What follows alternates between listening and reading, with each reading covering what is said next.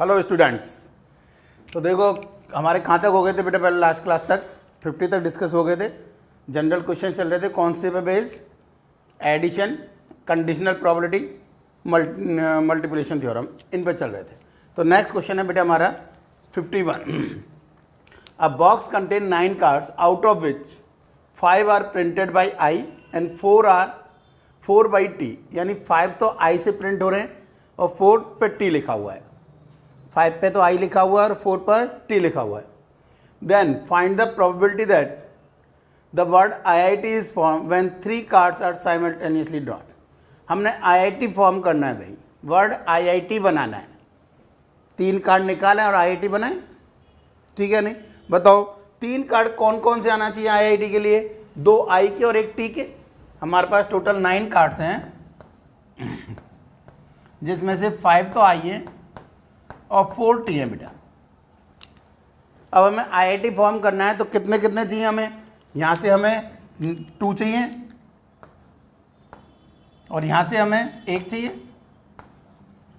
Clear? तो हमारे पास कितने हो जाएंगे? 3, 2 आई और 1 टी हो जाएंगे बेटा। तो बताओ कितने तरीके से? 5C2 into 4C1 upon 9C3। कोई प्रॉब्लम है? ठीक है, क्लियर है? क्या किया है? इनटू क्या कह रहे हैं बताओ? अभी IIT फॉर्म नहीं हुआ है, अभी तो क्या हुआ है बेटा? अभी तो 1 आई निकला, 2 आई निकले और 1 टी निकला है। IIT फॉर्म नहीं हुआ है भाई। अब इसको क्या और करना है? IIT फॉर्म और करना है। तो बताओ IIT बनाने के लिए क्या चाहिए? वर्ड IIT बनाना था भाई। अब हमारे पास 2 आई आ गए और 1 टी आ गया। अब बताओ टोटल कितने तरीके से इनको अरेंज कर सकते थे हम? ITI, TIT जो भी है, कितने तरीके से? 3 फैक्टोरियल अपॉन 2 फैक्टोरियल तरीके से। उनमें IIT कितने बनेंगे? 1 ही बनेगा बेटा। चाहो तो इसको मैं अलग से बता देता हूँ। IIT बन सकता था, ITI बन सकता था और TII बन सकता था। उनमें से IIT बने, इसकी प्रोबेबिलिटी 1/3, तो ये भी 1/3 लिखा हुआ है, तो सॉल्व कर सकते हो। 5C2 is 10, 4C3 is 4, 9C6 बेटा 9 इंटू 8 इंटू 7 इंटू 6 इंटू 1/3। तो कितना हो गया बताओ? यही हुआ बेटा। 6 4 जा 24, 24 3 जा 72। तो आंसर आ गया बेटा हमारा 10/63। 10/63। It is clear? नेक्स्ट देखो क्वेश्चन नंबर 52।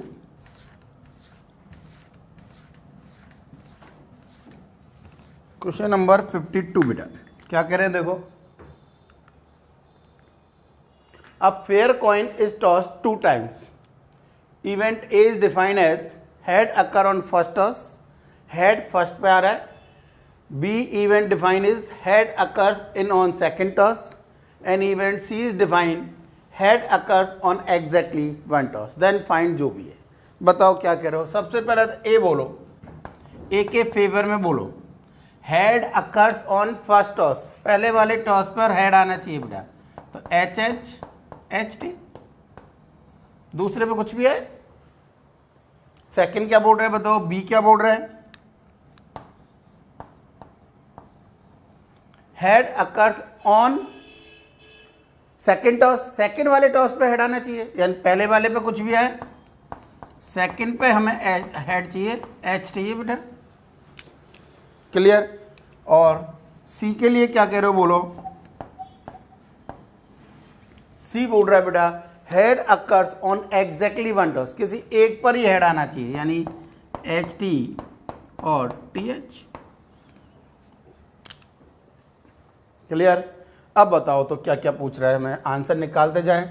सबसे पहले तो P ऑफ A टोटल बेटा।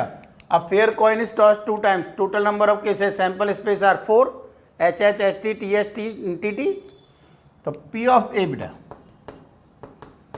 2/4 और 1/2। P ऑफ B बेटा अगेन 2/4 1/2। P ऑफ C बेटा अगेन 2/4 एंड 1/2। कोई प्रॉब्लम है? नेक्स्ट बेटा P of A intersection B P of A intersection B, बताओ तो ए इंटरसेक्शन बी, ए और बी में कोई कॉमन बिल्कुल है, कौन सा? एच एच, कितने हैं? एक ही है, 1/4। ये ध्यान से देखो, P of B intersection C भी यही है। बी और सी में कितने? एक कॉमन, टी एच ये वाला, और सी इंटरसेक्शन ए में भी देखो यही है शायद। ए और सी में कॉमन बेटा अगेन एक ही है, एच टी एक कॉमन है तो इन तीनों के। और last P of A intersection B intersection C, P of A intersection B intersection, तीनों में कॉमन कोई है क्या? नहीं है भाई। अब हमसे इसमें आगे भी पूछा जा सकता था कि बताओ ए और बी इंडिपेंडेंट है या नहीं, दूसरा बी और सी इंडिपेंडेंट है या नहीं, तीसरा सी और ए इंडिपेंडेंट है या नहीं, चौथा तीनों ए बी सी इंडिपेंडेंट है या नहीं। तो बताओ ए और बी इंडिपेंडेंट है या नहीं? ए और बी का product P A into P B 1/4, P A intersection B यानी A and B are independent, B and C also independent, C and A also independent. तीनों क्या है? पेयर वाइज इंडिपेंडेंट है, बट तीनों एक साथ क्या नहीं है? इंडिपेंडेंट नहीं है। P of A intersection B intersection C is not equal to P of A into P of B into P of C. इन तीनों का मल्टीपल तो 1/8, जब यहाँ तो कितना है बेटा? 0। क्लियर है? यदि इसको मैं वेन डायग्राम में थोड़ा सा बताना चाहूँ तो कुछ ऐसा बनेगा, देखो आपस में तो कॉमन है, पर तीसरे में जो है रिजल्ट तीनों में कॉमन नहीं है भाई, तीनों में कॉमन नहीं है बेटा, ठीक है नहीं? तीनों में कॉमन कितना है? 0 है, तो तीनों में कॉमन लिया भी नहीं हमने, ये ए, ये बी, ये सी। क्लियर? तो पेयर वाइज तो इंडिपेंडेंट है, पर तीनों एक साथ इंडिपेंडेंट नहीं है। क्लियर हो गया होगा? नेक्स्ट देखो,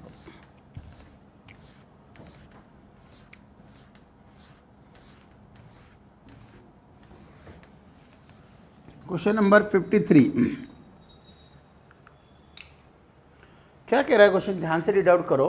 बोल रहा है बेटा, there are 3 clubs A B and C, 3 club है इन अ टाउन, किसी एक टाउन में। बना देते हैं भाई, वेन डायग्राम ही बना रहा हूं।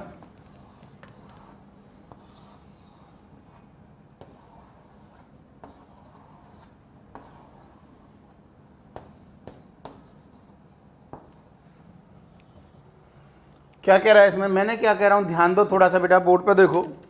ये ए, ये बी, ये सी, डी, ई, एफ, जी, 3 ही है और है ही नहीं भाई। बाहर बनाते या नहीं बनाते कोई प्रॉब्लम नहीं है, क्योंकि 3 ही क्लब की बात कर रहा है और बात ही नहीं कर रहा है। चलो खैर बना हुआ है तो कोई दिक्कत नहीं है। अब देखो क्या कह रहे हैं, बताओ। बोर्ड है, स्टार्टिंग से एक एक पढ़ते जाओ। They are 3 club in a town, 40, 15, 60 member respectively, यानी ए के मेंबर कितने हैं? 40। ध्यान से देखो तो बेटा, ए के मेंबर यहाँ पर कौन कौन से हैं बताओ? A, D, F, G. तो A plus D plus F plus G, कितने दे रखें ए के मेंबर बेटा? मैं 40। ठीक। बी के मेंबर बोलो, B, D, E, G, B plus D plus E plus G is equal to 50। और सी के मेंबर बोलो, सी, ई, एफ, जी, सी, ई, एफ, जी, इसके मेंबर 60। सबसे पहले तो मैंने तीनों को ही ऐड कर दिया बेटा। तीनों को ऐड करोगे तो रिजल्ट आएगा हमारा first plus second plus third, A plus B plus C plus 2 times of D plus E plus F plus 3 times of G is equal to 150। तीनों को ऐड किया बेटा, ठीक है। आगे बोलो क्या कह रहा है। 10 persons are the member of all 3 clubs, यानी जी की वैल्यू 10 दे रखी है हमें,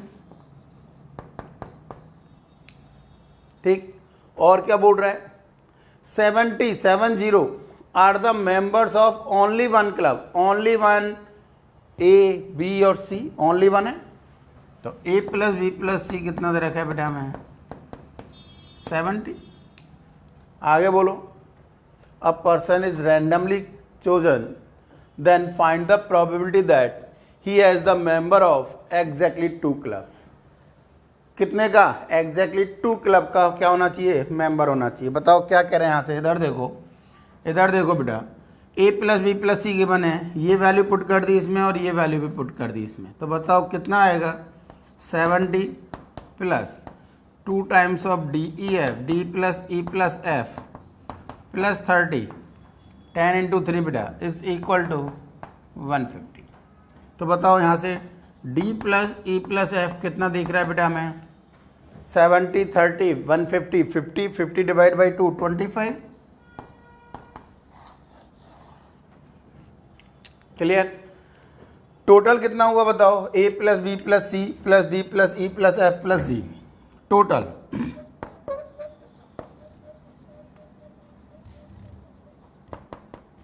a plus B plus C plus D plus E plus F plus G. क्या क्या मालूम है हमें बेटा? a plus B plus C कितना दे रखा है हमें? 70, d plus E plus F निकाल चुके हैं 25 और g गिवन है 10। तो बताओ कितना आ गया? 70, 80, 105 हो गया बेटा। तो टोटल नंबर ऑफ मेंबर्स कितने हैं? 105। अब हमसे पूछ क्या रहा है क्वेश्चन में, दोबारा रीड आउट कर लो एक बार। A person is randomly chosen that find the probability that he has the member of exactly 2 clubs. Exactly 2 clubs में कौन से हैं? डी, ई और एफ। एग्जैक्टली 2 है बेटा। तो हमें प्रोबेबिलिटी क्या चाहिए? रिक्वायर्ड प्रोबेबिलिटी इज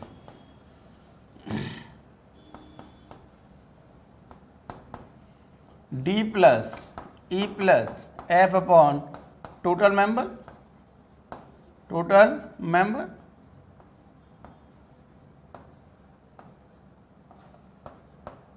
तो D plus E plus F कितना है बेटा हमारा? 25 अपॉन टोटल मेंबर्स कितने बेटा हमारे?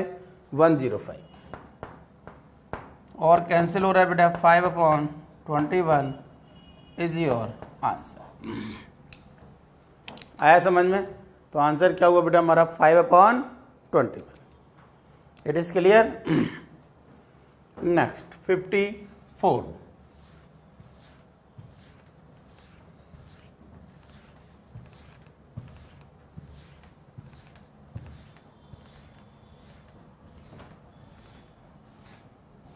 तो ऐसे क्वेश्चन कभी भी आए मेंबर्स के 2-3 क्लब वाले, किससे करो बेटा? वेन डायग्राम से करो। ध्यान रखो, ये तरीका ध्यान रखो बेटा।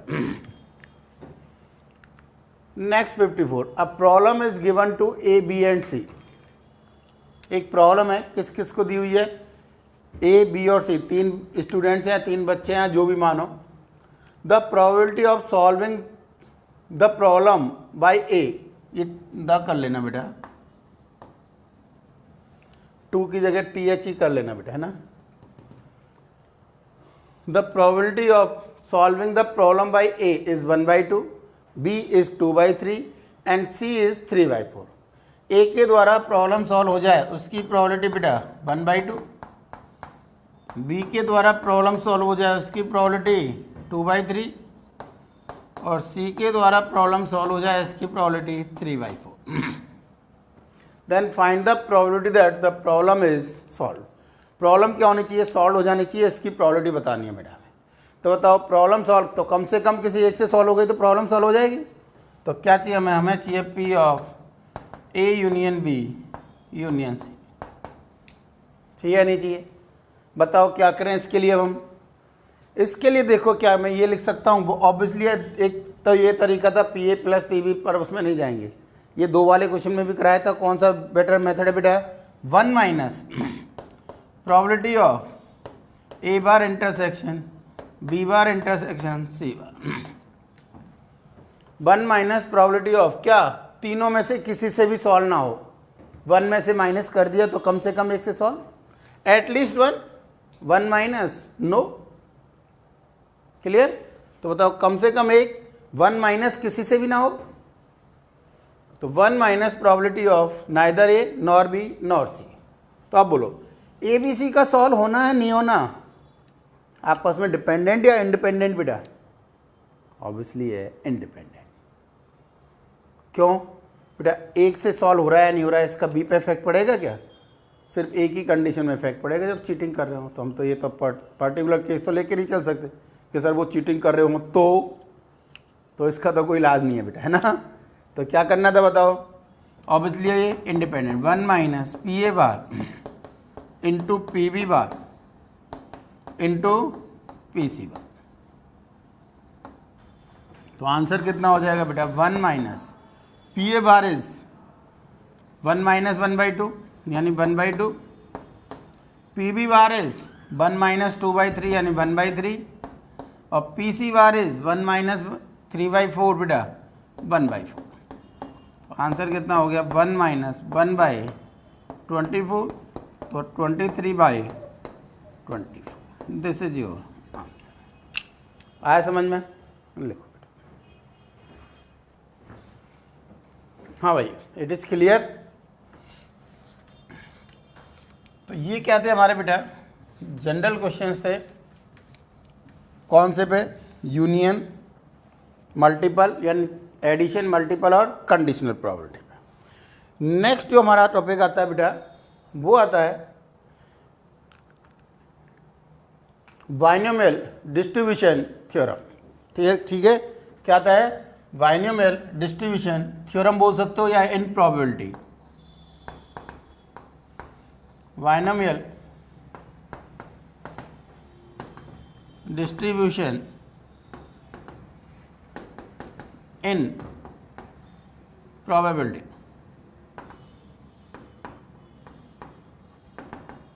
कहना क्या चाह रहे हैं बेटा? जैसे बाइनोमियल में क्या होता था बताओ? a प्लस एक्स की पावर n को एक्सपांशन करते थे हम, वो यहाँ पे कंडीशन है। कैसे वो देखो बता रहे हैं। हमने क्या लिया बेटा? एक कोई भी एक रैंडम एक्सपेरिमेंट लिया,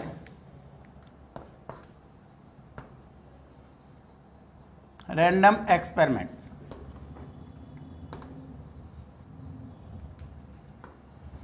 क्या लिया? कोई भी एक रैंडम एक्सपेरिमेंट लिया, और ये रैंडम एक्सपेरिमेंट में इसको n टाइम्स रिपीट किया। कितने times? n times.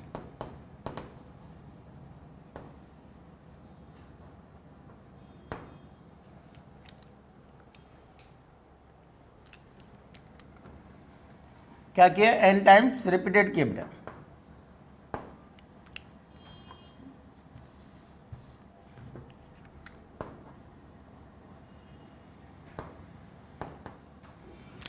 n times repeated किया इसको, और इसमें हम क्या बोल रहे हैं बेटा?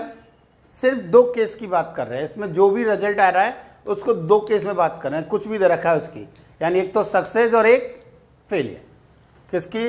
इसके कितने केसेस बना रहे हैं हम? दो केसेस ओनली।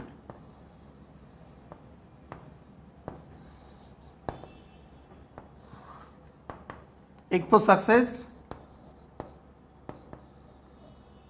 और एक फेलियर। सक्सेस की प्रोबेबिलिटी को हम P बोल रहे हैं, प्रोबेबिलिटी ऑफ सक्सेस P, और फेलियर की प्रोबेबिलिटी को हम Q बोल रहे हैं। P क्या है यहाँ पर? P क्या है यहाँ पर? Probability of success, probability of success, और Q क्या है यहाँ पर? Probability of failure. सक्सेस की प्रोबेबिलिटी को हम क्या बोल रहे हैं? P, और फेलियर की प्रोबेबिलिटी को Q बोल रहे हैं। बताओ Q प्लस P मिलके कितना होगा? 1 होगा। तो हम बोल सकते हैं Q plus P is equal to 1। एक सक्सेस और फेलियर दो ही है, और कुछ है ही नहीं। तो इस Q प्लस 1 की पावर n, यानी इस 1 को हम कैसे डिस्ट्रीब्यूट कर रहे हैं? देखो बाइनोमियल थ्योरम से ध्यान दो कि क्या कर रहे हैं हम? Q प्लस P की पावर n को कैसे डिस्ट्रीब्यूट कर रहे हैं बेटा? NC0 Q की power n plus NC1 Q की पावर n माइनस 1 P की पावर 1, NC2 Q की पावर n माइनस 2 P की पावर 2, NCR Q की power n minus r P की power r, last N C N Q P की power N, Q की power 0 obviously है। Clear है या नहीं? अब इसका क्या मीनिंग है और क्या कहना चाह रहे हैं बेटा, ये तो क्लियर है कि जो 1 ये जो प्रोबेबिलिटी है इसको हमने ऐसे डिस्ट्रीब्यूट कर दिया बाइनोमियल थ्योरम से, इसलिए इसका नाम क्या डाला, बाइनोमियल डिस्ट्रीब्यूशन इन प्रोबेबिलिटी। अब हम क्या कह रहे हैं, इसका क्या मीनिंग है, इधर देखो बेटा, इसका क्या मीनिंग है, इसका मीनिंग है 0 तो क्यू क्या थे हमारे, क्यू क्या है, तो 0 क्या है यहाँ पे, 0 सक्सेस और रिमेनिंग कितने बचे, n फेलियर।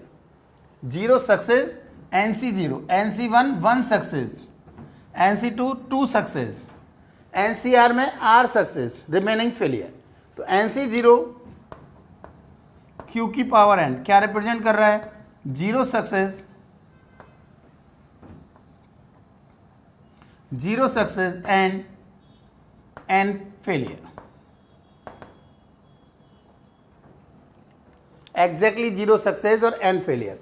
अब बताओ सबके सब फेलियर है बेटा, n के n, इनको हमें रीअरेंज करना है या फिर जो बोल दो इनको आपस में अरेंज एक ही तरीके से होगा। तो प्रोबेबिलिटी, इसकी probability q into Q into Q, तो ऑब्वियसली आंसर q की पावर n वही लिखा हुआ है। यदि हम बोल रहे हैं देखो सेकंड NC0 Q की पावर NC1 बेटा, Q की पावर n माइनस 1 P की पावर 1, इसका मतलब क्या है, 1 सक्सेस, एग्जैक्टली 1 सक्सेस और n माइनस 1 फेलियर। इसका मीनिंग क्या है, 1 success and n minus 1 failure.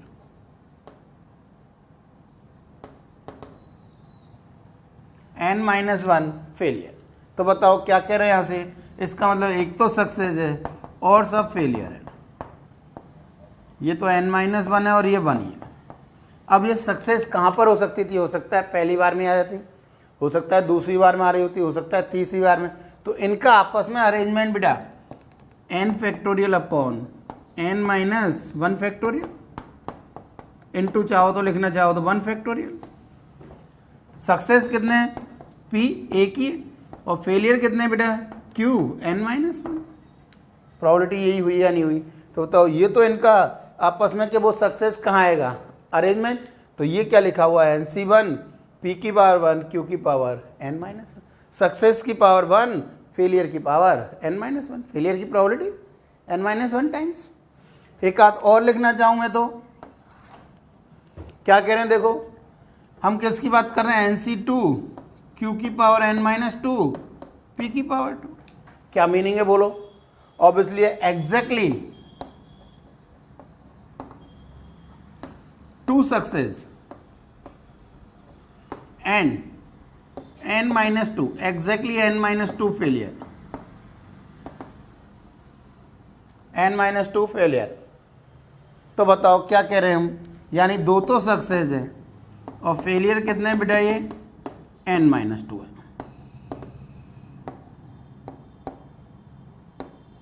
अब बताओ इनका अरेंजमेंट कितने तरीके से बेटा, n factorial upon 2 factorial into n minus 2 factorial into success कितनी बार है, 2 बार, और फेलियर कितनी बार है बेटा, n माइनस 2 टाइम्स।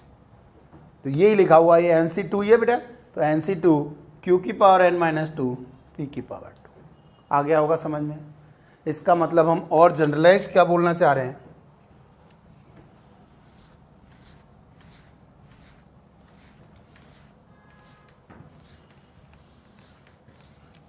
इसका मतलब हम और क्या बोलना चाह रहे हैं कि x भी है रैंडम वेरिएबल, कोई भी रैंडम वेरिएबल, कोई भी रैंडम वेरिएबल है रिप्रेजेंटेड।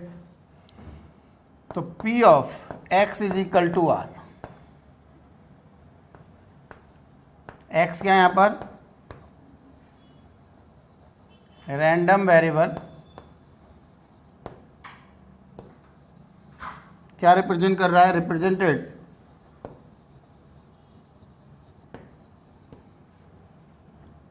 Exactly R success. क्या रिप्रेजेंट कर रहा है, एग्जैक्टली आर सक्सेस बेटा। आर सक्सेस, तो बताओ क्या बोलोगे? NCR फेलियर की पावर n-r और सक्सेस की पावर r, सक्सेस की प्रोबेबिलिटी की पावर r, कहने मतलब ये है बेटा। तो probability of exactly R success, इसका मतलब क्या है? Probability of exactly R success, ठीक, probability of exactly R success. तो क्या होगा? NCR and so on. यदि हमें बोल दे एग्जैक्टली 4 सक्सेस तो NC4, जितना भी है सक्सेस की पावर 4, फेलियर की power n-4। At least R success कर दे बेटा, एटलीस्ट 4 सक्सेस, तो ऑब्वियसली 0 से कहाँ तक आर चला जाएगा। तो सेकंड क्या बोल रहे हैं हम बेटा? फर्स्ट तो क्या था हमारा ये? Exactly R success.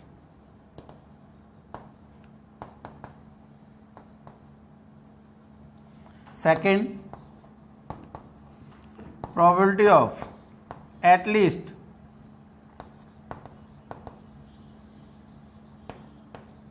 Are success.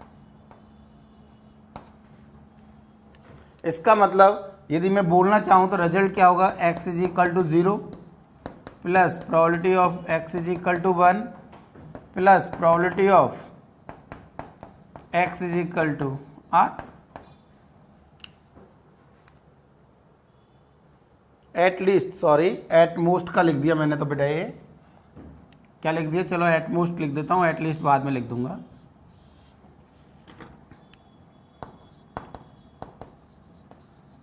At most R success, at most R का मतलब 0 से r तक बेटा। तो यदि इसको जनरलाइज लिखना चाहें तो बताओ क्या हो जाएगा? सिग्मा ऑफ NC कोई भी लैम्डा, फेलियर की पावर n-लैम्डा, सक्सेस की पावर लैम्डा, और lambda is equal to 0 to r, at most R success. कौन सा है? एट मोस्ट आर सक्सेस, ठीक। एट लीस्ट आर सक्सेस होता तो at least R success. Third, probability of at least R success, meaning क्या है इसका बताओ? Probability of x is equal to R, probability of x is equal to r plus 1 plus up to probability of x is equal to n, r plus 2 r plus 3 up to n बेटा, ठीक है नहीं? तो क्या लिखोगे generalize? Sigma of NC lambda Q की power n-लैम्डा V की पावर लैम्डा, पर इस बार लैम्डा की वैल्यू कहाँ से कहाँ तक बेटा? R to n, r plus 1 r plus 2 r plus 3, ठीक है। Probability of at least R success. Clear? ध्यान रखोगे? कोई प्रॉब्लम है इसमें किसी को भी तो हमें क्या पूछेगा बेटा? कोई भी एक एक्सपेरिमेंट दे रखा होगा, उसको रिपीट करेगा जितने भी टाइम्स, जैसे कि अभी क्वेश्चंस में आएगा। मैं बोलता हूँ कोई भी, चलो मैं ऐसे ही बोल देता हूँ कि एक मैंने कॉइन को टॉस किया 10 टाइम्स, एग्जैक्टली 4 टाइम्स हेड आया, 10 टाइम्स रिपीट किया है यानी n10 हो गया, एग्जैक्टली 4 टाइम्स हेड आया यानी r की वैल्यू 4 हो गई। तो NC4 सक्सेस यानी हेड आने की प्रोबेबिलिटी की पावर 4, फेलियर यानी टेल आने की प्रोबेबिलिटी की पावर 6 n-4 बेटा। आया कि नहीं आया समझ में? तो अब देखो क्वेश्चंस में कैसे आएगा। क्लियर है? कोई डाउट है इसमें? तो ये हमारी क्या कहलाती है? Probability distribution in binomial distribution in probability. Binomial distribution नाम क्यों है? रीजन क्लियर हो गया होगा।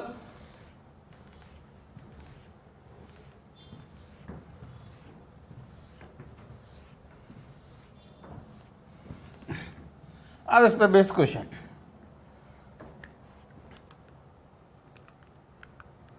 कौन सा हमारा बाइनोमियल डिस्ट्रीब्यूशन पे base? First, a dice is throne 10 times. एक डाइस को हमने कितनी बार थ्रो किया यानी n की वैल्यू कितनी हो गई? 10। मैंने वहाँ पे क्या बोला था? कॉइन बोला था, यहाँ पे डाइस दे रखा है। तो एन तो कितना हो गया बताओ 10. A dice is thrown and 10 times. Then find the probability that first exactly 4 times it shows the composite face. बताओ कंपोजिट फेस, पहले तो ये बोलो.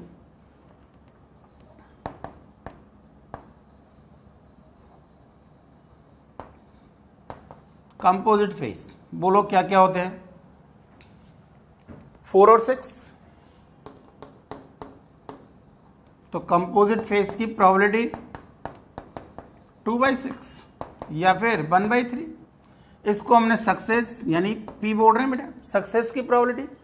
और कंपोजिट फेस नहीं है, कितनी हो जाएगा 1 - 1/3 एंड 2/3.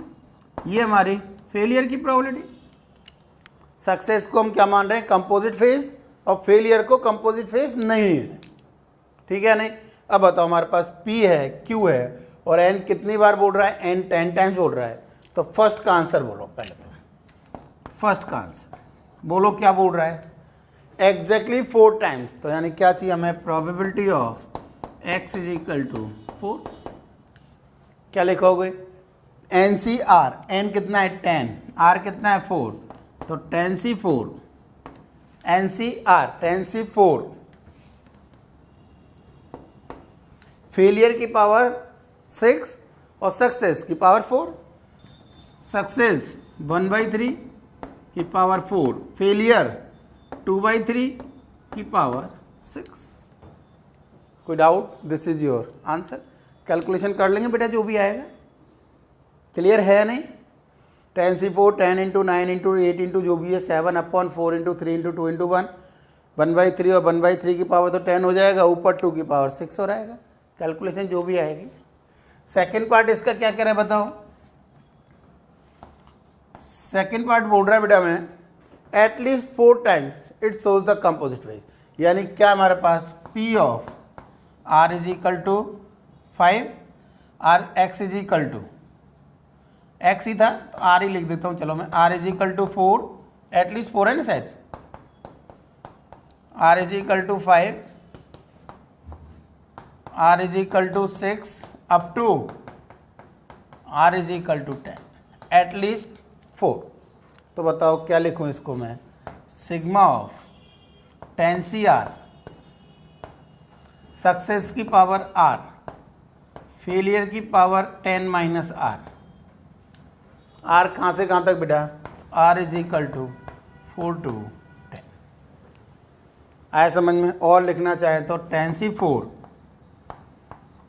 सक्सेस 1/3 की पावर 4, फेलियर 2/3 की पावर 6 प्लस 10C5 1/3 की पावर 5, 2/3 की पावर 5 प्लस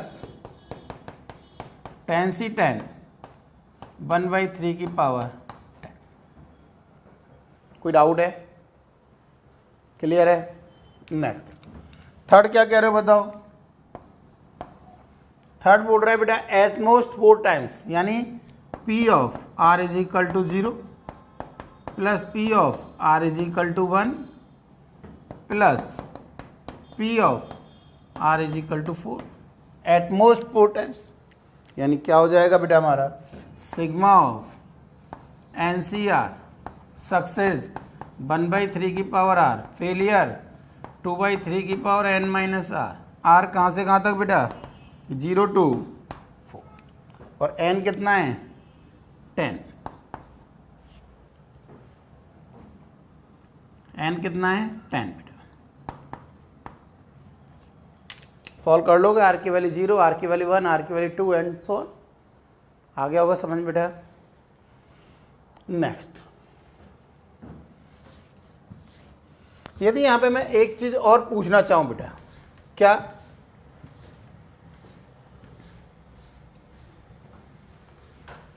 यदि मैं यहाँ पे एक चीज और पूछना चाहूँ, क्या यहाँ पर देखो इधर, यदि मैं फोर्थ क्वेश्चन और लिख दूँ कि at least 2 times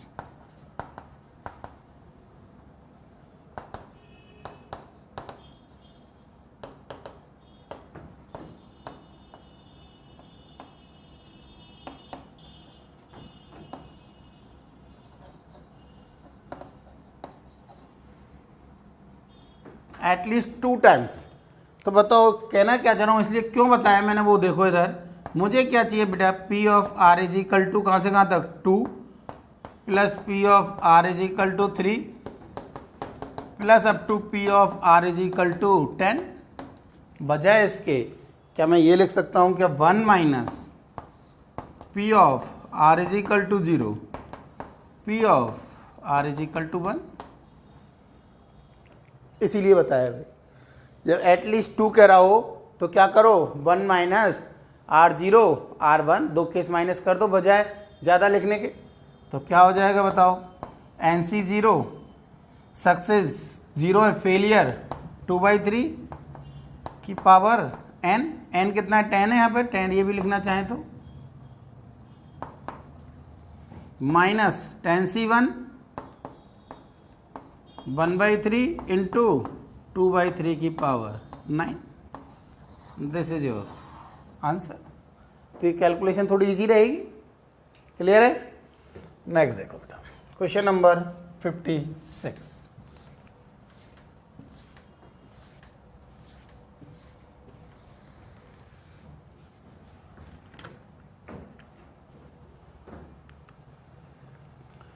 to dice are thrown 5 times. 2 डाइस को कितनी बार थ्रो कर रहे हैं बेटा, 5 times. Find the probability of getting, n तो 5 दे रखा है बेटा, इक्वल डिजिट्स एग्जैक्टली 4 टाइम्स। बताओ इक्वल डिजिट्स में कोई भी ए इवेंट ले रहा हूं,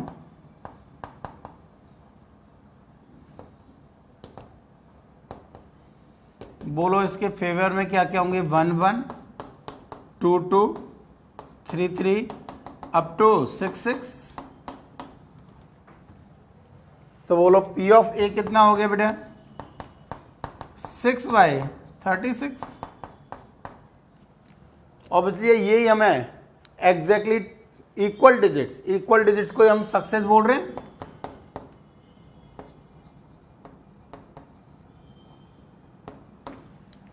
तो बताओ failure Q is equal to कितना हो जाएगा बेटा हमारा, 5/6 1 माइनस 1/6, इतना तो निकाल सकते हो भाई। P है हमारे पास, Q है हमारे पास, N है हमारे पास, क्या चाहिए बेटा हमें चाहिए एग्जैक्टली 4 टाइम्स। अभी भी एक तो एग्जैक्टली 4 ही है। तो बोलो probability of R is equal to 4 क्या हो जाएगा बेटा, 5C4 सक्सेस 1/6 की पावर 4, फेलियर 5/6 की पावर 1, 5 माइनस 4 बेटा। ये तो हमारा कौन सा हो गया, फर्स्ट पार्ट। सेकेंड पार्ट में इक्वल डिजिट्स एग्जैक्टली 3 टाइम्स, बोलो एटलीस्ट 3 टाइम्स। तो P of R is equal to 3 plus P of R is equal to 4 plus P of R is equal to 5।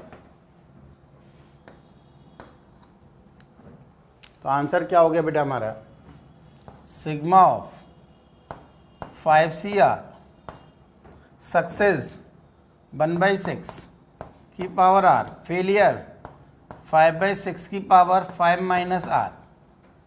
R की value कहाँ से कहाँ तक, 3 to 5। एक बार 3 रख दोगे, एक बार 4 रख दोगे, एक बार 5 रख दो। कैलकुलेशन नहीं कर रहा हूँ मैं, कर सकते हो बेटा। क्लियर? और लास्ट थर्ड केस बेटा हमारा क्या बोल रहा है, probability of equal at most 2, R is equal to 0, R is equal to 1 and R is equal to 2। तो सेम रिजल्ट यहाँ पे हो जाएगा, सिर्फ R चेंज हो जाएगा। कहाँ से कहाँ तक हो जाएगा ये, 0 to 2 बेटा, और सब चीज़ सेम रहेगा। 5CR 1/6 की पावर R 5/6 की पावर 5 माइनस R। ओपन तो कर लोगे भाई, R की वैल्यू 0 1 2 एंड 3 की जाना ही नहीं है, एटलीस्ट है, एट मोस्ट 2 है बेटा। क्लियर? आया समझ में? लिख लो चलो।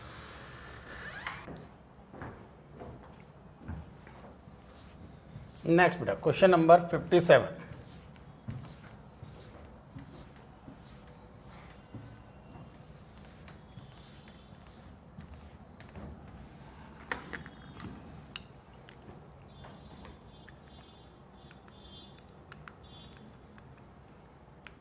देखो क्या कह रहा है, a person takes step forward or backward. The probability that he takes the step forward, he takes the step forward,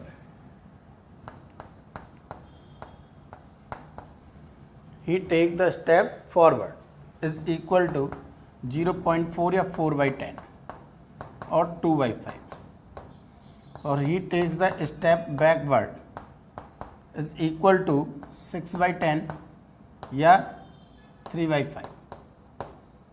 ठीक है, तो क्या कह रहे हैं बताओ, find the probability that at the end of 11 step, कितनी बार रिपीट कर रहे हो, 11 times, at the end of 11 step he is 1 step away from the initial point. अपने स्टार्टिंग पॉइंट से एक स्टेप क्या होना चाहिए, हम मान रहे हैं फॉरवर्ड को हम P मान लेते हैं सक्सेस, और बैकवर्ड को हम Q मान लेते हैं फेलियर. ठीक, अब बताओ यदि मैं जैसे कि यहाँ पे हूँ, ध्यान दो इधर, यदि मैं इस जगह पे हूँ बेटा, अब बताओ यहाँ या तो आगे जा रहा हूँ या पीछे जा रहा हूँ, या तो मैं आगे जा रहा हूँ और या फिर मैं अपनी जगह से पीछे जा रहा हूँ. तो अब मैं बताओ कहाँ पर कितने चलूँ, कितने स्टेप चलूँ कि मैं अपने ओरिजिनल पोजीशन से एक स्टेप या तो आगे हूँ या एक स्टेप पीछे हूँ. तो बताओ क्या कंडीशन होगी उस कंडीशन में. ऑब्वियसली है हमें टोटल 11 स्टेप चलने हैं. तो बेटा यदि मैं 6 स्टेप आगे और 5 स्टेप पीछे चलूँ, वो कहीं भी चलूँ, चाहे काउंटिंग कोई सी भी हो, मतलब 2 स्टेप पीछे, फिर 3 स्टेप आगे, फिर 1 स्टेप पीछे, फिर 2 स्टेप आगे, कहने मतलब 6 आगे चलने, टोटल 5 पीछे चलने. तो बताओ एक स्टेप आगे होंगे उस कंडीशन में, या फिर 5 स्टेप आगे और 6 स्टेप पीछे चलेंगे, तो एक स्टेप पीछे हो जाएंगे. क्लियर है नहीं, क्लियर. तो कहने का मतलब क्या हुआ बताओ बेटा, 2 केस बनी यहाँ पर. प्रोबेबिलिटी ऑफ कितना बेटा, यदि मैंने सक्सेस को फॉरवर्ड बोर्ड रखा है,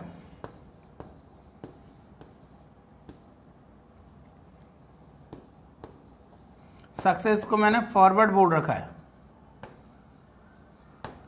तो बताओ, और आर सक्सेस को बोल ही रहे हैं बेटा हम, तो कितने आगे जा रहे हैं हम, आर इज इक्वल टू 6 एक बार, तो पीछे कितने गए 5, तो टोटल एक स्टेप आगे होंगे या नहीं होंगे, plus probability of R is equal to 5. R is equal to 5 का मतलब 5 स्टेप आगे और 6 स्टेप पीछे, तो एक स्टेप पीछे हो जाएंगे उस कंडीशन में. क्लियर. तो 1 स्टेप के लिए क्या है कि probability of R is equal to 6 and probability of, तो बताओ 11C6 सक्सेस बेटा 2/5 की पावर 6, फेलियर बेटा 3/5 की पावर 5, प्लस 11C5 सक्सेस 2/5 की पावर 5 और 3/5 की पावर 6. यहाँ पे ध्यान दो बेटा, 11C5 और 11C6 सेम ही होते, तो ये 11C5 कॉमन निकाल दिया मैंने, कितना और कॉमन आ रहा है, 2/5 की पावर 5 और 3/5 की पावर भी 5.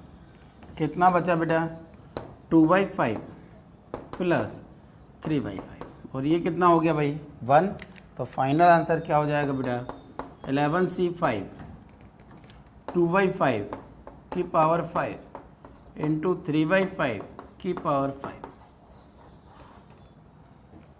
तो फाइनल आंसर इज 11C5 2/5 की पावर 5 एंड 3/5 की पावर भी 5. It is clear. नेक्स्ट 58.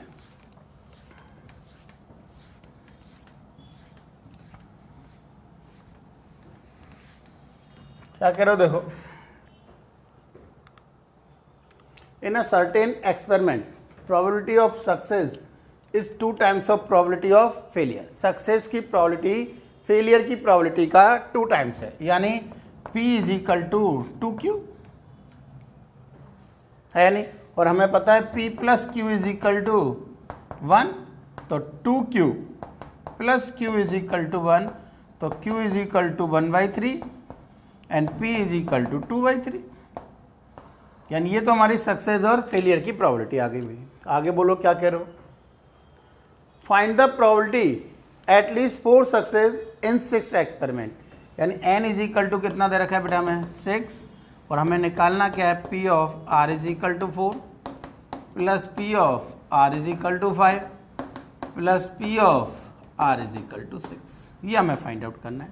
तो क्या लिख दें बताओ, 6CR सक्सेस बेटा 2/3 की पावर R, फेलियर 1/3 की पावर 6 माइनस R। R कहाँ से कहाँ तक, R की वैल्यू हमारी 4 to 6, R is 4 to 6। It is clear, ठीक है नहीं। Next 59,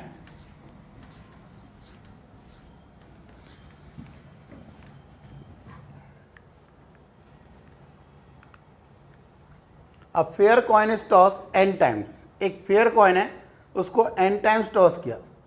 if the probability that head occur 6 times, head कितनी बार आ रहा है, 6 times, is equal to the probability that head occurs 8 times. देखो क्या कह रहे हैं, हमें बोल रहा है बेटा probability of R is equal to 6 is equal to probability of R is equal to 8।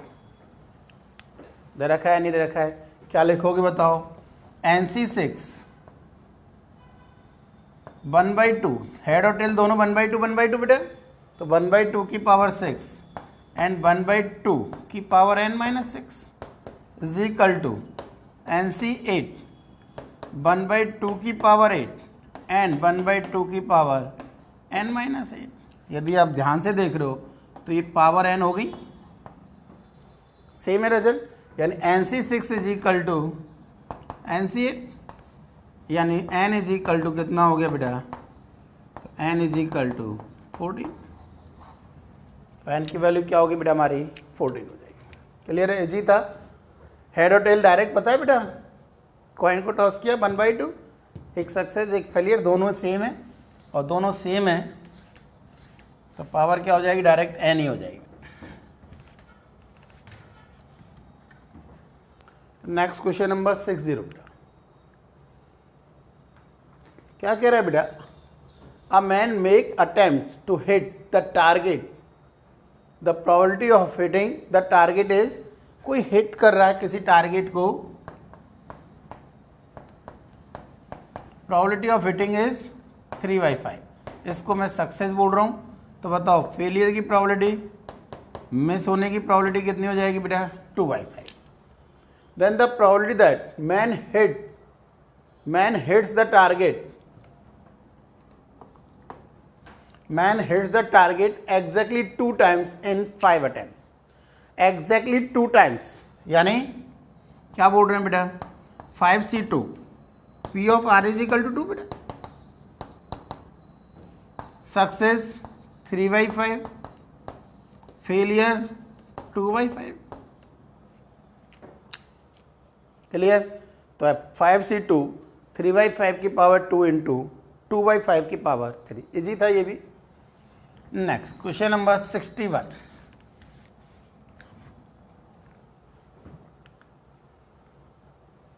a contest consisting of predicting the results, win, draw और defeat with 7 फुटबॉल मैचेस। बेटा 7 फुटबॉल मैच है और कोई प्रिडिक्ट कर रहा है, कोई भी प्रिडिक्ट कर रहा है कि या तो जीते हैं या हारे हैं या ड्रॉ हुए। A set his entry by predicting at random the probability that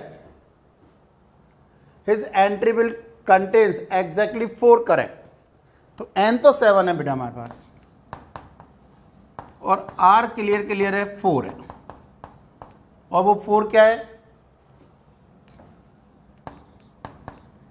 correct predicting, correct prediction, और उसको हम क्या बोल रहे हैं, सक्सेस बेटा। बताओ करेक्ट प्रेडिक्ट हो रहा है और इनकरेक्ट प्रेडिक्ट हो रहा है। टोटल बेटा यदि हम जीते हैं, यदि हम जीते हैं तो बताओ इसके लिए क्या क्या बोल सकते थे, हम बोल सकते थे या तो हम जीते हैं या फिर ड्रॉ हुआ है और या फिर लूज। इन 3 में से करेक्ट बोलने की प्रोबेबिलिटी कितनी हो जाएगी बेटा 1/3, और गलत बोलने की, इनकरेक्ट बोलने की 2/3। कोई भी काम है चाहे बोले, यदि जीते हो चाहे हारे हो चाहे ड्रॉ हुआ हो, भाई ड्रॉ हुआ है तो बताओ सही बोलने की प्रोबेबिलिटी 1/3 के ड्रॉ ही हुआ है एक्चुअल में, और क्या है क्या गलत बोलने की एक्चुअल में ड्रॉ हुआ था, और हमने क्या क्या बोल दिया, हमने बोल दिया कि हमने प्रेडिक्ट किया है कि वो या तो जीत गए या हार गए, तो 2 प्रेडिक्ट हो गए कि नहीं हुए, तो 2/3। तो यानी हमारी P तो कितनी हो गया बताओ 1/3, और Q कितना हो गया बेटा हमारा 2/3। सब कुछ है हमारे पास अब, तो कितना हो गया ये 1/3। आंसर बोलो, P of R is equal to 4, 7C4 correct, यानी P 1/3 की पावर 4 और 2/3 की पावर 3। 7C4 1/3 की पावर 4, 2/3 की power 3। Clear? Next,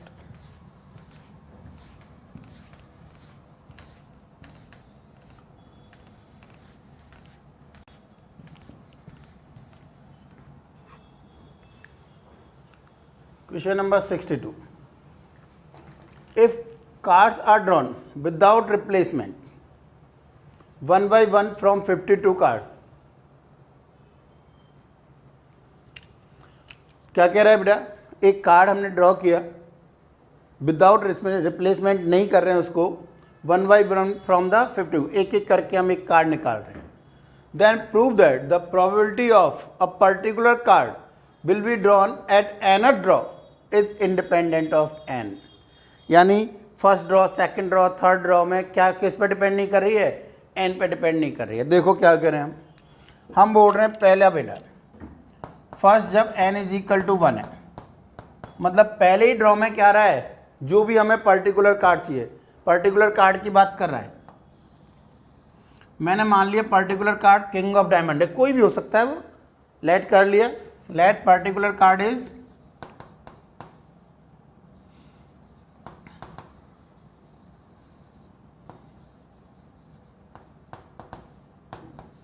king of diamond.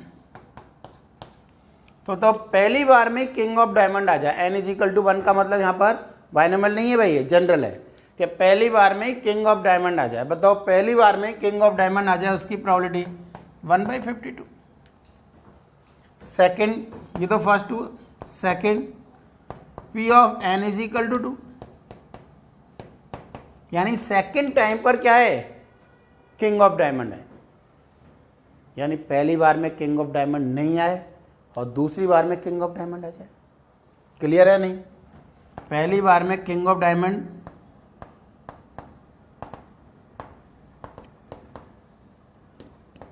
Into दूसरी बार में क्या आ जाए, किंग ऑफ डायमंड। जब पहली बार में किंग ऑफ डायमंड नहीं आया है तो दूसरी बार में किंग ऑफ डायमंड आए। फर्स्ट टाइम में जब किंग ऑफ डायमंड नहीं आया है तो सेकंड टाइम में किंग ऑफ डायमंड आ जाए। यही बोल रहे हैं नहीं बोल रहे हैं, बताओ क्या बोल रहे थे। पहली बार में किंग ऑफ डायमंड नहीं आ रहा है, यानी 51/52 इनटू, अब कितने रह गए बेटा, रिप्लेस नहीं किया है, टोटल 51 रह गए।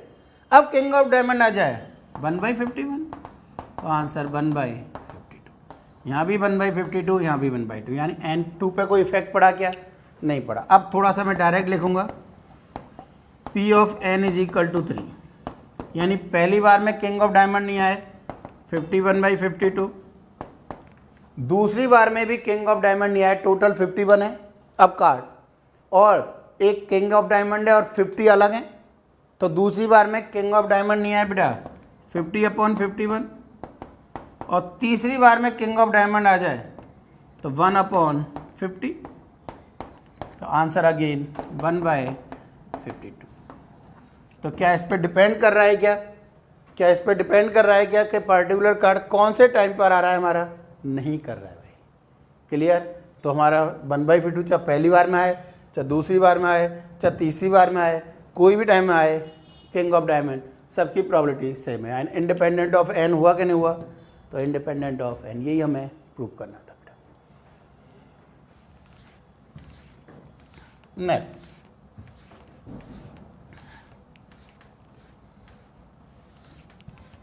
Question number 63।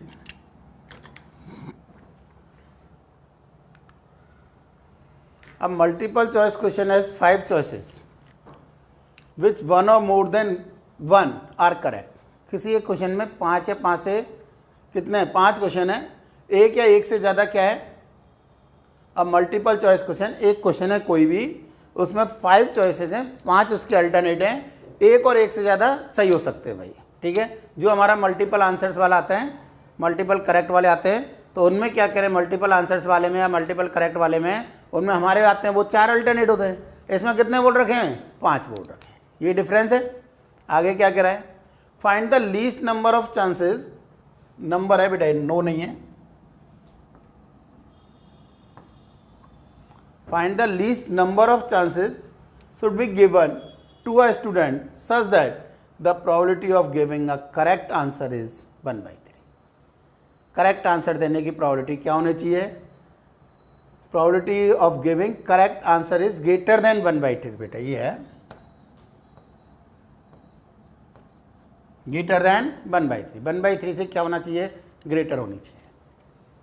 करेक्ट आंसर देने की प्रोबेबिलिटी 1/3 से क्या होनी चाहिए बेटा, ग्रेटर होनी चाहिए। ग्रेटर देन और इक्वल टू भी बोल सकते हो चाहो तो, नहीं तो ग्रेटर देन भी कर दोगे, काम चल जाएगा। तो इसमें थोड़ा सा एक नंबर है ये तो, और ग्रेटर देन इक्वल टू 1/3 या ग्रेटर देन 1/3 जो भी चाहो। अब बताओ क्या कह रहा हूँ बेटा, एक मल्टीपल क्वेश्चन है, मल्टीपल आंसर वाला। अब बताओ उसके टोटल तरीके आंसर देने के, पहला ऑप्शन सेलेक्ट करें या ना करें, दूसरा करें या ना करें, टोटल 5 है, तो उन 5 में से 5 के 5 करें या ना करें, -1 जब हमने किसी को भी अटैम्प्ट नहीं किया, यानी कितने 31। या फिर दूसरा तरीका इसका कि 5 में से 1 को हमने अटैम्प्ट किया है, 0 को किया है वो तो लेना ही नहीं है, क्यों, अटैम्प्ट तो कर रहे हैं, क्वेश्चन आंसर तो दे रहे हैं भाई, ठीक है। नहीं, 2 को अटैम्प्ट किया हमने, 2 को चूज़ किया है, 3 को चूज़ किया है 5 अल्टरनेट में से, 4 को या 5 को, 5 को। और करेक्ट आंसर मान लिया कोई भी BCD है, टोटल ABCDE, और करेक्ट आंसर ये है। तो बताओ करेक्ट आंसर देने के तरीके या प्रोबेबिलिटी 1/31 हुई या नहीं हुई। Probability of correct answer given a correct answer,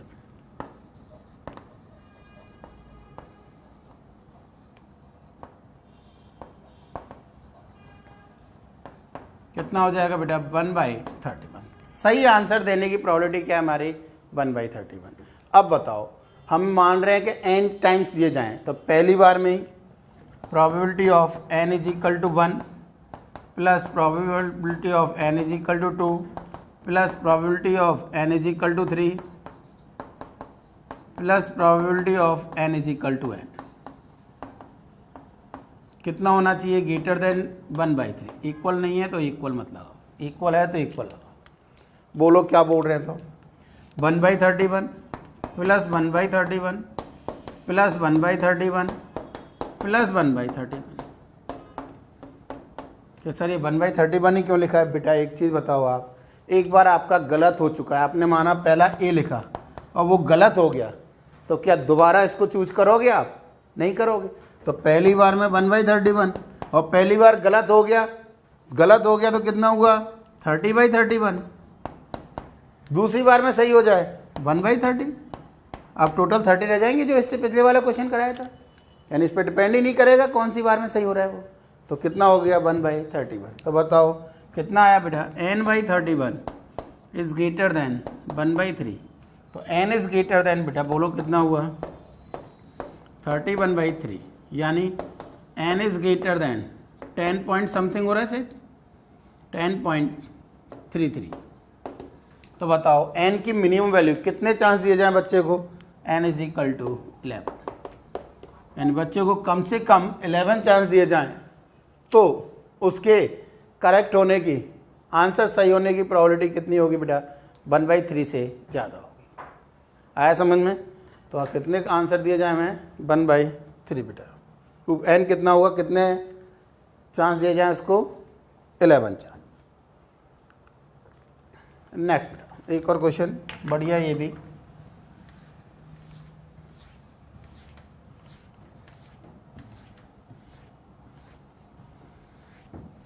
क्या कह रहे हो देखो, the probability of a bomb hitting a bridge is 1/2।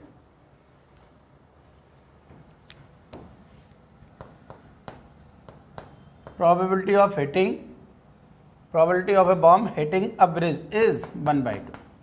Obviously hit नहीं हो रहा है, उसकी प्रोबेबिलिटी 1/2 हो गई थी बेटा, यानी एक को सक्सेस मान लें और एक को फेलियर मान लें। 2 direct hits are needed to destroy it, यानी कम कितने चाहिए, 2 डायरेक्ट हिट चाहिए। 2 डायरेक्ट हिट मिल गए, 2 से ज़्यादा लग जाए तो कोई प्रॉब्लम ही नहीं है, तो ऑब्वियसली 2 डायरेक्ट हिट चाहिए उसको डेस्ट्रॉय होने के लिए।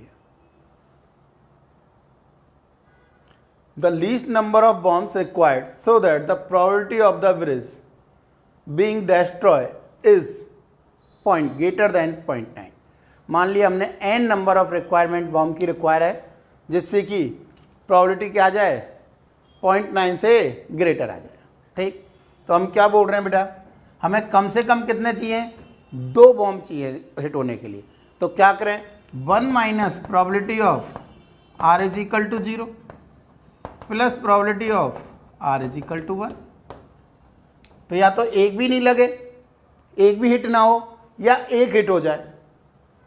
1 में से माइनस कर दिया तो कम से कम 2 हिट हुए कि नहीं हुए, और कम से कम 2 हिट हो गए तो ब्रिज डिस्ट्रॉय हो जाएगा कि नहीं हो जाएगा।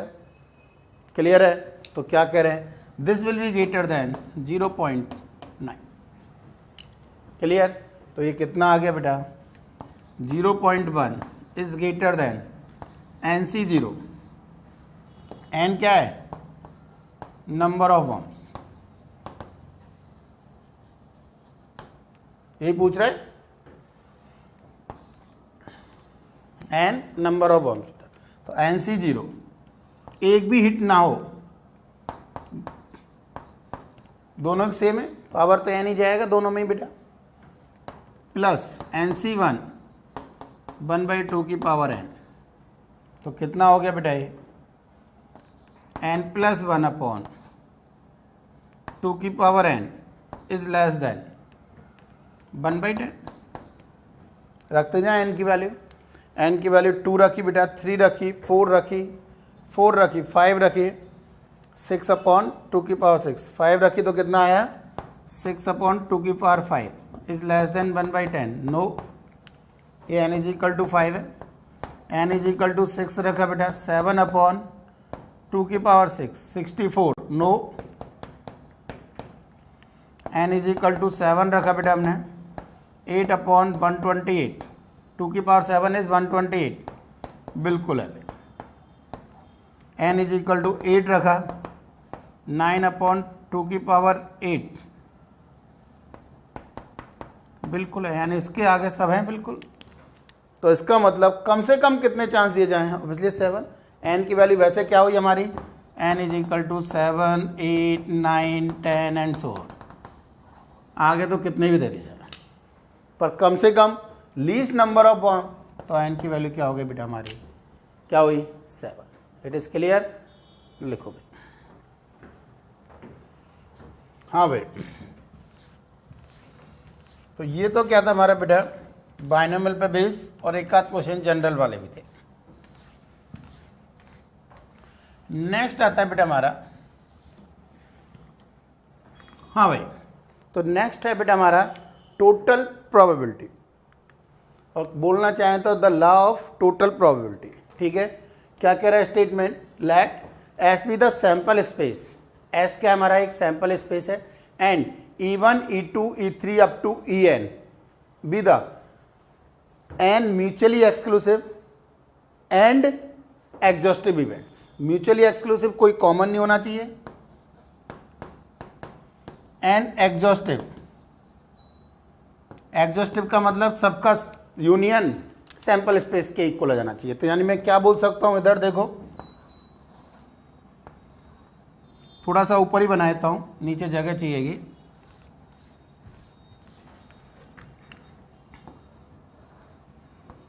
क्या मैं बोल सकता हूँ ये E1 हो गई बेटा,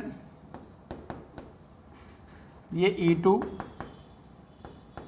ये E3, ये कोई EI जनरलाइज, और ये EN बोल सकता हूँ भाई। इनमें आपस में कोई कॉमन है क्या? नहीं है, सब अलग अलग है। और सबका यूनियन सैंपल स्पेस के इक्वल है या नहीं? बिल्कुल है। क्लियर है नहीं?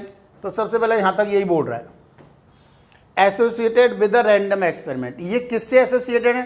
कोई भी एक रैंडम एक्सपेरिमेंट है, मान लिया ये कोई भी एक रैंडम एक्सपेरिमेंट ए है, ए की बात कर रहा है शायद, ये कोई भी रैंडम एक्सपेरिमेंट ए, ठीक। If A is any event which occurs with E1, E2 and E3 up to En, कोई भी, पहला तो एक्सपेरिमेंट जनरल है, ए कोई भी एक इवेंट है जो E1, E2, E3 up to En से क्या हो रहा है? एसोसिएटेड हो रहा है, ठीक है। देन द प्रोबेबिलिटी ऑफ, यानी हमें क्या निकालना है? इसी की प्रोबेबिलिटी निकालनी है, ठीक। तो हमें क्या चाहिए? देखो P ऑफ ए, क्या बोल सकता हूं मैं? बोर्ड पे देखो बेटा, क्या मैं बोल सकता हूं? P ऑफ कितना?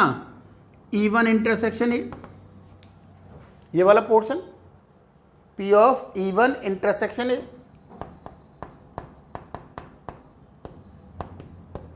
Plus P of E2 intersection A plus P of E3 intersection A plus P of En intersection ए।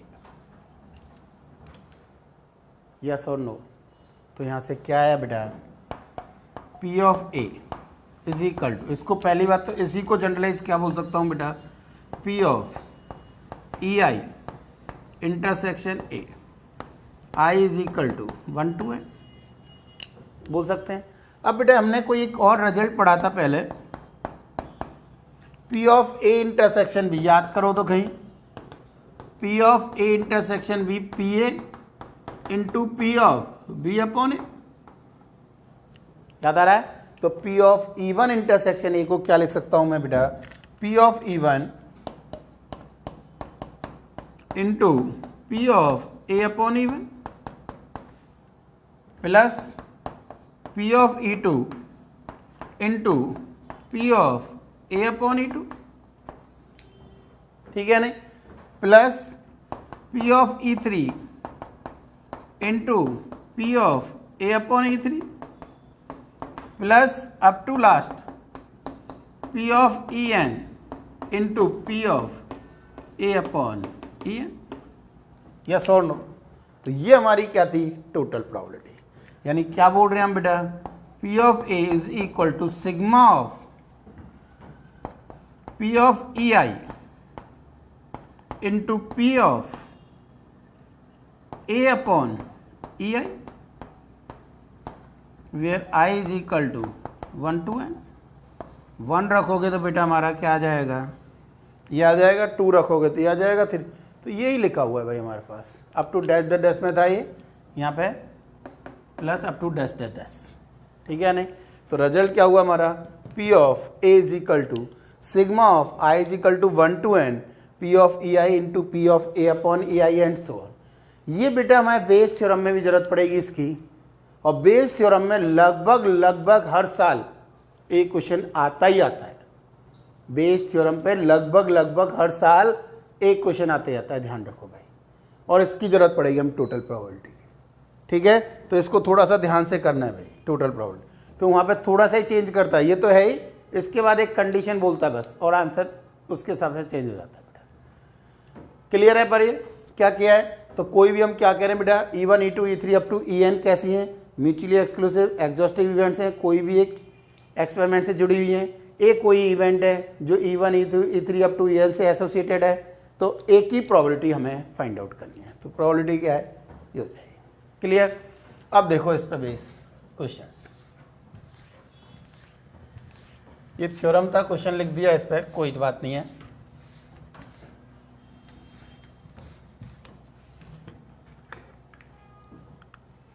देखो क्या कह रहा है, अ bag contain 4 red 3 blacks.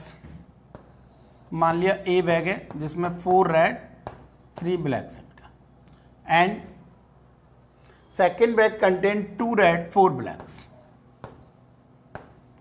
2 red 4 blacks. One bag is selected at random. From the selected bag, one ball is drawn. Find the probability that the ball drawn is red. क्या कह रहे हैं बेटा, देखो सिर्फ दो हैं, ये ए ये बी, और ये क्या बोल रहे हैं हम, रेड बॉल। कौन सी है, selected ball is red. R क्या है यहाँ पर, जो बॉल ड्रॉन की है वो रेड है।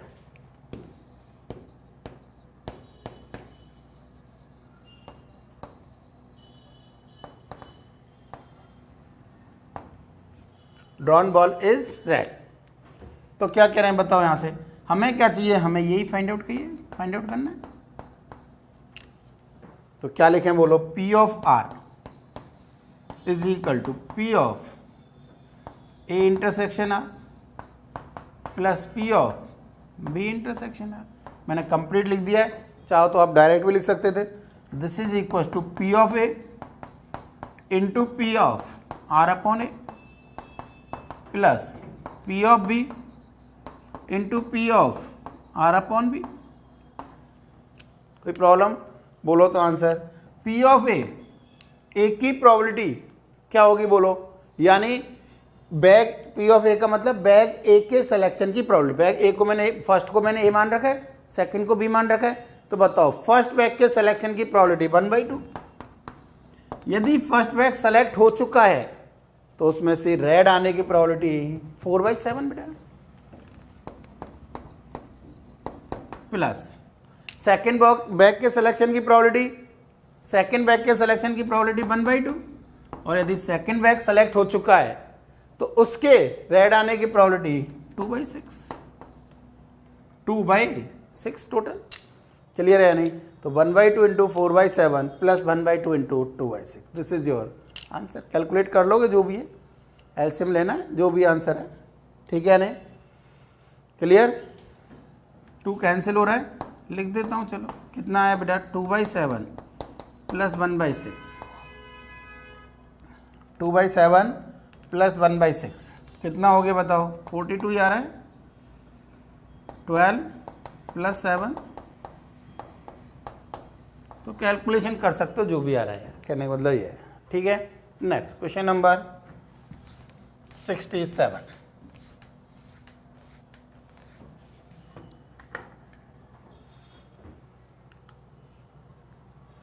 In a bolt factory, machine A, B and C manufacture respectively 25%, 35% and 40% of the total bolt. Of their output, 5, 4 and 2% are respectively defective bolts. ठीक है। A bolt is drawn at random from the product. What is the probability that the bolt drawn is defective? A drawn bolt is defective. देखो क्या कह रहे हैं, कितनी machine बेटा हमारे पास, 3, A, B और C, और ये क्या है हमारा डिफेक्टिव बोल्ट। D क्या रिप्रेजेंट कर रहा है, ड्रॉन बोल्ट इज डिफेक्टिव।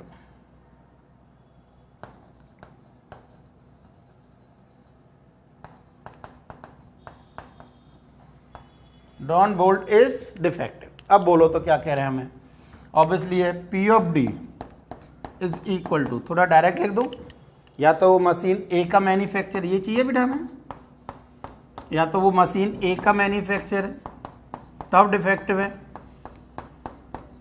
या फिर वो मशीन बी का मैन्युफैक्चर है तब डिफेक्टिव है, या फिर वो मशीन सी का मैन्युफैक्चर है तब वो डिफेक्टिव है, ठीक है या नहीं? यदि वो मशीन ए का मैन्युफैक्चर है तो मशीन ए का मैन्युफैक्चर बेटा 25/100। अब बताओ मशीन ए में कितने डिफेक्टिव हैं, 5%, तो probability 5/100 sorry, plus machine B का प्रोडक्ट बेटा, मशीन बी का प्रोडक्शन 35/100, और उसमें डिफेक्टिव बेटा 4% यानी 4/100 प्लस 40/100 इंटू 2/100, डिफेक्टिव 2 है बेटा। This is your answer. Calculation कर सकते हो, मैं नहीं कर रहा हूं, अपने आप करोगे भाई। क्लियर है? Next question number 68।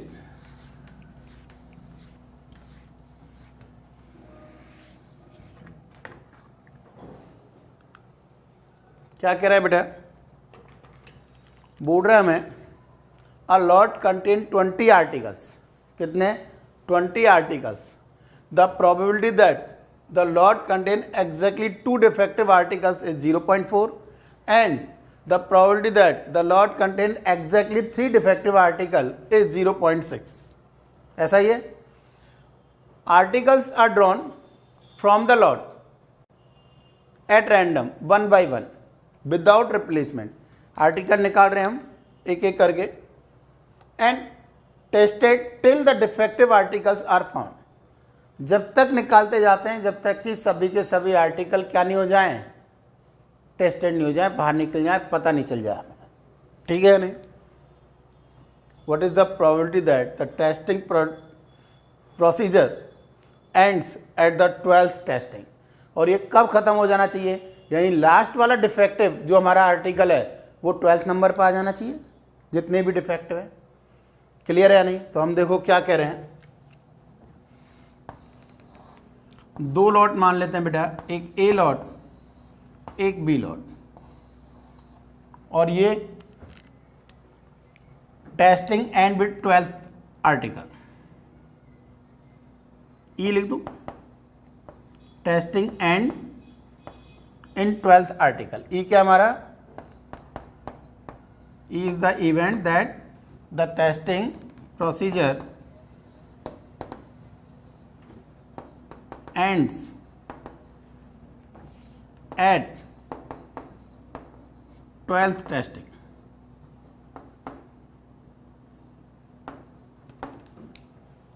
क्लियर? हमें क्या चाहिए बताओ? हमें ऑब्वियसली है ये चाहिए, तो बोलो क्या लिखें? P ऑफ E, इधर लिख रहा हूं बेटा, P of A into P of E upon A plus P of B into P of E upon B। ए क्या है यहाँ पर? जिसमें 2 डिफेक्टिव है, लिखना चाहें तो ए क्या है यहाँ पर? 2 डिफेक्टिव, और B क्या है यहाँ पर? 3 डिफेक्टिव। 3 डिफेक्टिव। ठीक है बेटा? अब बोलो तो क्या बोल रहे हो? बताओ। P ऑफ A जब 2 डिफेक्टिव है, 2 डिफेक्टिव है तो वो कितने बेटा? 0.4 यानी 4/10 इंटू। अब ध्यान दो भाई, जब 2 डिफेक्टिव हैं 12th नंबर पर क्या आना चाहिए? लास्ट वाला डिफेक्टिव आना चाहिए। 12th नंबर पर क्या होना चाहिए? 12th testing ends at 12th article. Clear है नहीं? यानी हम क्या बोल रहे हैं बेटा? टोटल 20 हैं, ध्यान दो, जिसमें से डिफेक्टिव 2 हैं और गुड 18 है। ठीक है? अब हमारा क्या करें? 12th नंबर पर क्या हो जाना चाहिए? टेस्टिंग एंड हो जाना चाहिए। इसका मतलब 11 नंबर तक एक डिफेक्टिव और 9 गुड आने चाहिए। 12th नंबर पर डिफेक्टिव आना चाहिए, 12th नंबर पर डिफेक्टिव एंड हो जाना चाहिए। क्लियर है नहीं? सभी सभी डिफेक्टिव पता चल जाना चाहिए हमारे। तो बताओ क्या कह रहे हैं हम? अप टू 11 कितने? 9 good, up to 11 9 good and 1 defective आना चाहिए, एंड 12th डिफेक्टिव आना चाहिए। तभी तो पता चलेगा हमें 12th नंबर पे एंड तभी होगा बेटा। अब बताओ यहां से कितने बेटा? 10, यहां से 1, टोटल 11 पहले फर्स्ट 11 में बोलो कितने? 20C11 टोटल तो बेटा इनटू ऊपर बोलो 2C1 इंटू 18C10। ये तो 11 तक हुए भाई। अब इसके बाद 11 जब निकल चुके हैं ये बेटा, तो क्या क्या बचा हमारे पास? टोटल कितने बचे? 9 बचे। 9 में 1 डिफेक्टिव और कितने बेटा? 8 गुड अब हमें क्या चाहिए, डिफेक्टिव चाहिए। डिफेक्टिव चाहिए तो प्रोबेबिलिटी 1/9 प्लस, आ रहा है समझ में। सेकंड के लिए देखो क्या कह रहे हैं, सेकंड में कितने बेटा हमारे 3 डिफेक्टिव है, प्रोबेबिलिटी 1/6/10 इंटू, इधर लिख रहा हूं बेटा प्लस जगह कम है, 6/10 इंटू, अब बोलो टोटल 20 थे, 3 तो डिफेक्टिव और 17 गुड। फर्स्ट 11 में बताओ यहां से 2 आ जाने चाहिए और यहां से कितने बचे, 9 आ जाने चाहिए फर्स्ट 11 में। ये तो फर्स्ट 11 और लास्ट में डिफेक्टिव आना चाहिए, 12th नंबर पर डिफेक्टिव चाहिए हमें। क्लियर है या नहीं? तो बोलो यहां से 3C2 into 17C9 upon 20C11 into, अब हमारे पास क्या क्या बचे बेटा, 1 डिफेक्टिव बचेगा। टोटल कितने बचेंगे बेटा, कितने गए बेटा, 9 बचेंगे, 1 डिफेक्टिव और 8 गुड। अब हमें डिफेक्टिव चाहिए तो प्रोबेबिलिटी 1/9। आया समझ में? क्वेश्चन बढ़िया था बेटा, ये ध्यान से करना था। क्लियर हुआ कि नहीं हुआ? तो आंसर क्या हो गया बेटा हमारा, एक बार और लिख देता हूँ मैं, थोड़ा सा साइड में लिखा हुआ है इसलिए। ये कितना हुआ बेटा, 2/5 into 1/9 into 2C1 into 18C10 upon 20C11 plus 3/5 into 1/9 into 3C2 into 17C9 upon 20C11। Calculation करोगे आंसर निकालोगे। क्लियर है बेटा? लिखो भाई।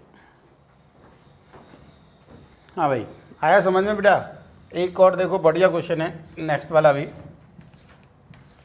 Question number 69।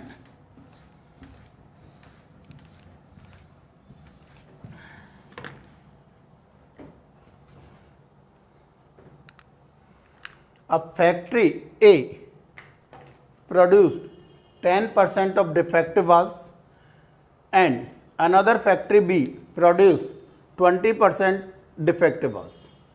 A bag contains 4 valves of factory A and 5 valves of factory B. ठीक है भाई?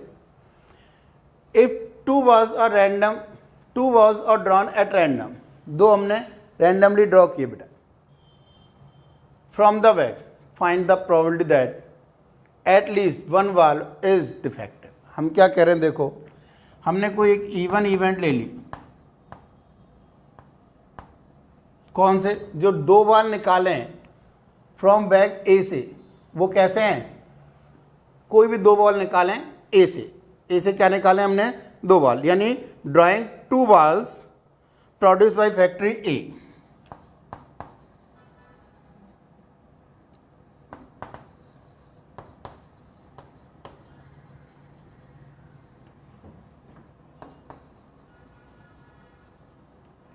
drawing 2 valves produced by factory A। E2 क्या करें बेटा, drawing 2 valves produced by factory B,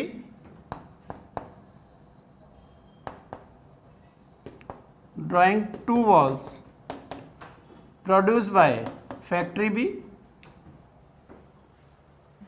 E3 क्या बोल रहे हैं बेटा, drawing 1 valve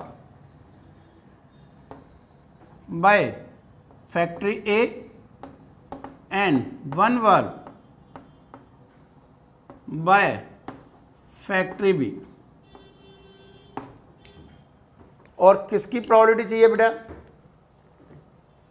at least 1 valve is defective. इसको मैंने क्या मान लिया, कोई भी ए डी लिख देता हूं, एटलीस्ट 1 valve इज डिफेक्ट।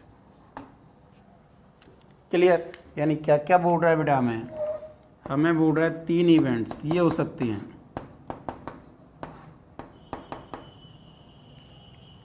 हो सकती है या नहीं? इसमें से क्या क्या बोल रहे हैं बताओ। प्रोड्यूस ए कितना बेटा 10, और ये क्या है हमारा at least one ball is defective, ये है नहीं, at least one ball is defective. Clear है या नहीं है बताओ। अब हमें क्या कह रहा है इसमें, बोलो यहाँ से क्या बोल रहे हैं, एक एक निकालते जाओ भाई। लिखोगे क्या पहले तो P of D at least one वाल, थोड़ी जगह चाहिए कि बेटा यहाँ लिख देता हूँ। P of D at least one ball is defective, P of E1 into P of A upon E1 plus P of E2 into P of A नहीं है D है बेटा यहाँ पे, D upon E2 plus P of E3 into P of D upon E3। Clear है। अब देखो क्या कह रहे हो तो बेटा P of D is equal to P of E1, E1 क्या है, drawing two balls produce by factory A, और हमारे पास बैग में कितने हैं 9 है, 4 तो 5 तो A के हैं और 4 B के हैं, ऐसा ही है नहीं, 4 A के हैं बेटा और 5 B के हैं। अब बताओ जो हमने बैग में से निकाले हैं वो दो किसके होने चाहिए, ए के होने चाहिए। इसकी probability 4C2 upon 9C2 into क्या कह रहे हो बताओ। अब दो जो क्या आ गए हैं वाल आ गए हैं हमारे पास, वो कैसे होने चाहिए, कम से कम उनमें से at least one ball is defective, उनमें से कम एक डिफेक्टिव होना चाहिए, यानी 1 minus no defective, 1 minus no defective, कोई भी डिफेक्टिव नहीं है। तो 1 माइनस पहला भी डिफेक्टिव नहीं है, बताओ डिफेक्टिव की प्रोबेबिलिटी ए के लिए 10/100, डिफेक्टिव की प्रोबेबिलिटी ए के लिए 10/100, तो डिफेक्टिव नहीं है इसकी प्रोबेबिलिटी 9/10/100 यानी 1/10, तो 9/10 बेटा। दूसरा भी डिफेक्टिव नहीं है।